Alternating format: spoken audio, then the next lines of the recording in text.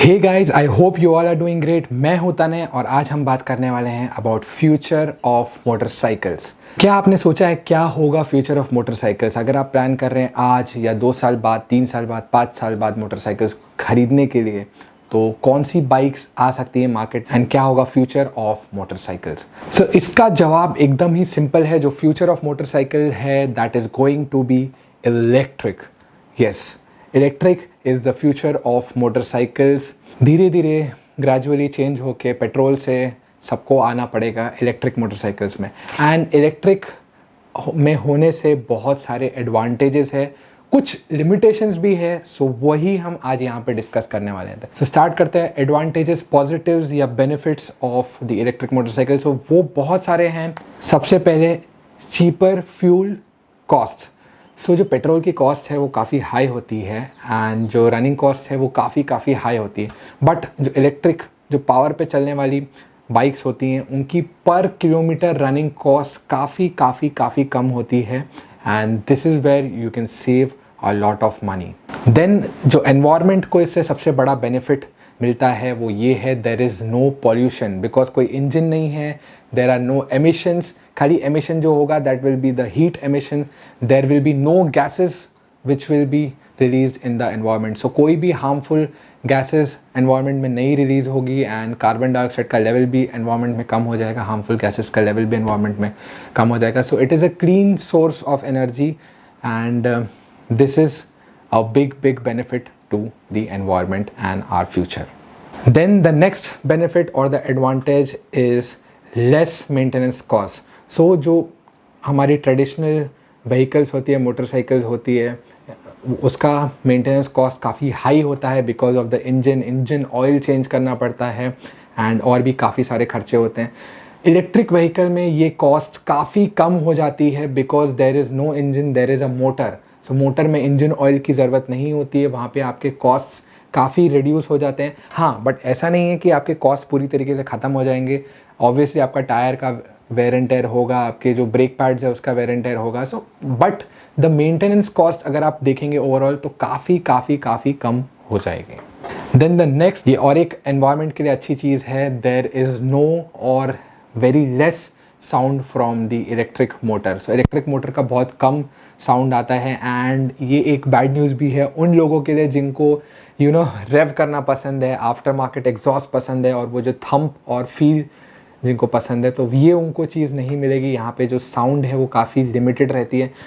But आपने देखा होगा कुछ कंपनीज जैसे रिवोल्ट है, उन्होंने स्पीकर फिट कर दिया है अपनी बाइक में जो कि एक आर्टिफिशियल इंजन का साउंड क्रिएट करते हैं। वहाँ पे उन्होंने ऑप्शन भी दिया है कि आप 3-4 साउंड्स के बिटवीन आप चूज़ कर सकते हो कि आपको कौन सा टाइप का एग्जॉस्ट साउंड चाहिए।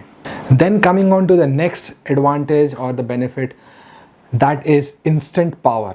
सो जो इंजन होता है वो काफ़ी पावर लॉस हो जाता है उसमें when converting from petrol, when taking the power from petrol.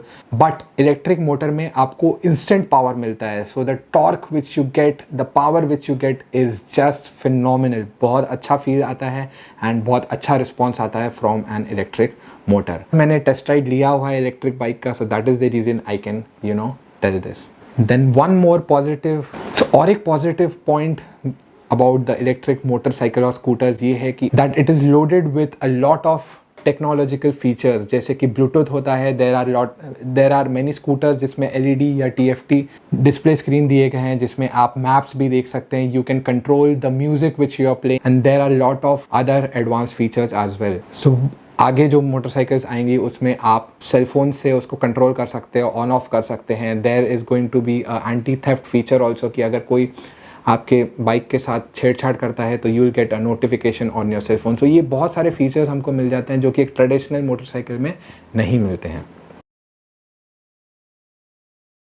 ये तो बात हो गई बेनिफिट्स और एडवांटेजेस की, बट जिस तरीके के हम कंट्री में रहते हैं इंडिया, यहाँ पे इसके बहुत सारे लिमिटेशंस है। सो डिस्कसिंग अबाउट द लिमिटेशन, सबसे पहला है इंफ्रास्ट्रक्चर।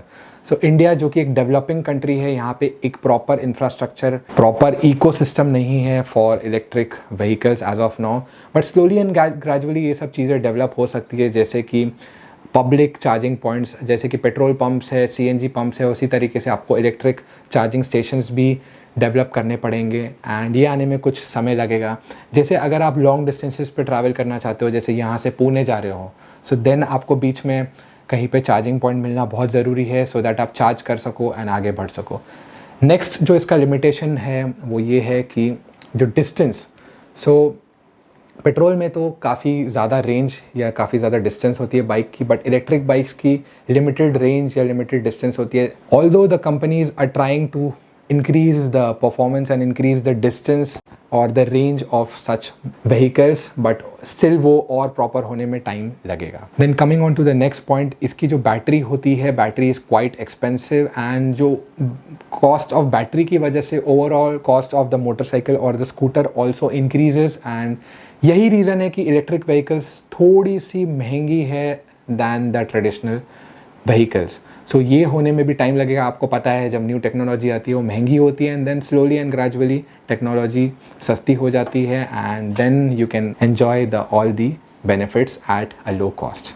सो और एक पॉइंट इंफ्रास्ट्रक्चर से रिलेटेड ही है। हम जैसे जाते हैं मॉल में या पब्लिक पार्किंग में हम पार्क करते हैं तो वहाँ पे भी इंफ्रास्ट्रक्चर चेंज करना पड़ेगा। मॉल में भी आप आउटलेट्स होने चाहिए जहाँ पे आप जब आप पार्क करके मूवी देखने गए हैं या आप लंच या डिनर करने गए हैं वो टाइम पे आप चार्जिंग पे लगा दो।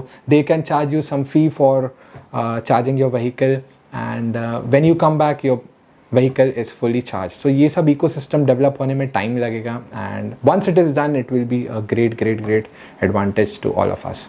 देन और एक इंफ्रास्ट्रक्चर चेंज में ये कर सकते हैं कि जैसे हमारी सोसाइटीज़ हैं, हम जहाँ पे रहते हैं, हाउसिंग कॉम्प्लेक्स है, यहाँ पे भी हमको प्रोविज़न करना पड़ेगा कि जहाँ पे हमारी कार पार्क है वहाँ पे एक आउटलेट हो जो कि हमारे मीटर से कनेक्टेड हो, जहाँ पे हम रेगुलरली हमारी व्हीकल को चार्ज कर सकें। सो ये थे मेरे points, what are the advantages and disadvantages, what are the limitations basically. So आप क्या सोचते हैं इस टेक्नोलॉजी के बारे में, आप क्या सोचते हैं अबाउट फ्यूचर ऑफ मोटरसाइकिल्स? आप नीचे कमेंट कीजिए और मुझे बताइए कि क्या ये सब ऑप्शंस फीजिबल है। क्या आप नेक्स्ट मोटरसाइकिल या नेक्स्ट स्कूटर या नेक्स्ट कार इलेक्ट्रिक खरीदना चाहेंगे या नहीं? इंडिया में ये रेवोल्यूशन स्टार्ट हो गया है।